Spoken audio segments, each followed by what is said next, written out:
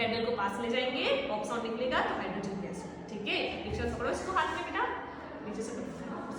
ठीक है गणेश, ऊपर से बलून हटाओ बलून बेटा।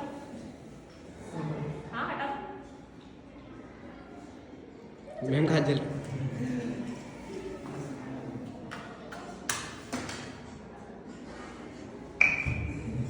क्या है ऑक्सीजन नहीं? Yes ma'am. इसका मतलब कौन सी गैस है ये? Hydrogen gas. समझ में आया? ओके अच्छा, हाइड्रोजन गैस तो इवॉल्व हो रही है, तो ये जो नीचे आपको एल्युमिनियम फॉइल में थोड़ी देर में ब्लैक नजर आएगा। क्यों ब्लैक नजर आएगा? क्योंकि आप एल्युमिनियम फॉइल क्या रखोगे? एल्युमिनियम। ओके अच्छा, ये रिएक्शन कैसी होती है? ये रिएक्शन कैसी होती है? एक्सोथर्मिक। ऐसे हाथ टच करो इसको, गरम है, टच करो इसको। जबकि हमने इसको गरम किया है नहीं किया गरम, इसका मतलब ये रिएक्शन कैसी रिएक्शन है? Exothermic reaction.